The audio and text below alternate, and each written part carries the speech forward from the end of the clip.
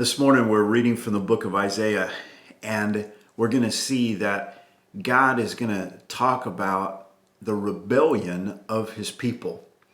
And anyone who's a parent knows that rebellion is so difficult to deal with and so painful for you as a parent, because it doesn't matter whether it's something small or something big. When a child rebels against their parent, well, it's painful and it's foolish, and we know that it's foolish, and we're trying to point them in the right direction. Well, that's what God is doing with his children. He's pointing them in the right direction, and they're refusing to go.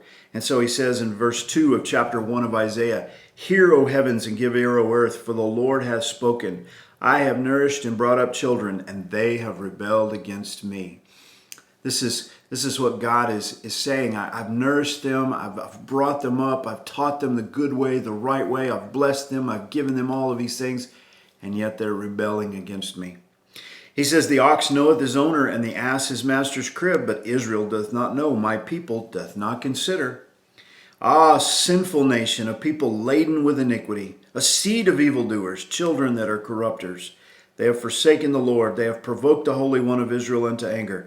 They are gone away backward." This is the rebellion of God's people. And what a foolish thing for us to rebel against God, for anyone to do that. I mean, think about it. He is good. He is the creator. He's the one who designed us.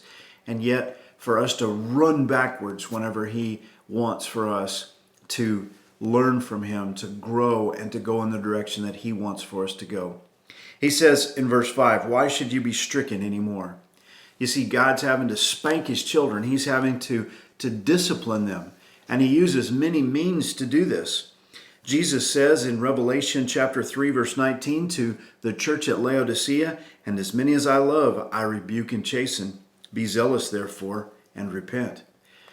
The Lord loves his people, and he rebukes us when we're wrong, and he chastens us, trying to correct us and to get us back into the right path. So he says, "Why should you be stricken anymore? You will revolt more and more, and the whole head is sick, and the whole heart faint.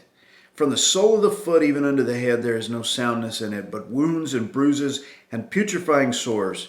They have not been closed, neither bound up, neither mollified with ointment." You see, this is the state of sinful man. Rebellion towards God, running backwards from God. The whole head is sick from the top of the head to the bottom of the foot, and just open, oozing sores. And we think we're having fun.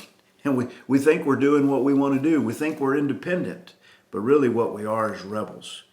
And so the incredible invitation that we have, the invitation that Jesus issues to us, we find it in Matthew chapter 11 and verse 28. Jesus says, "Come unto me, all ye that labor and are heavy laden, and I will give you rest. Take my yoke upon you and learn of me, for I am meek and lowly in heart, and ye shall find rest unto your souls."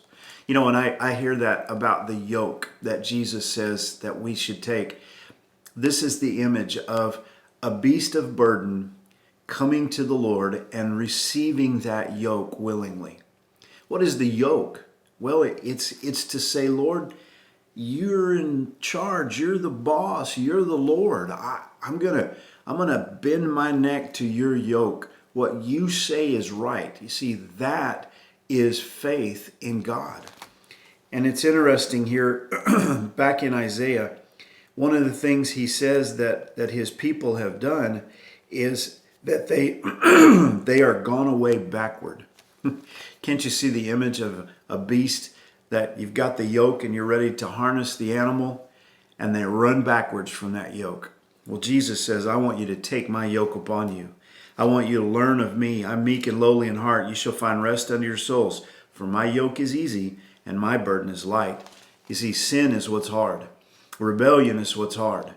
Open sores and sores that haven't been mollified with ointment, just oozing from the head all the way to the foot, rather than being bound up, coming to the Lord, getting healed up, and then yoking up with him and learning his ways. I hope that you'll willingly come to the Lord and learn his ways. God bless you. Have a great day.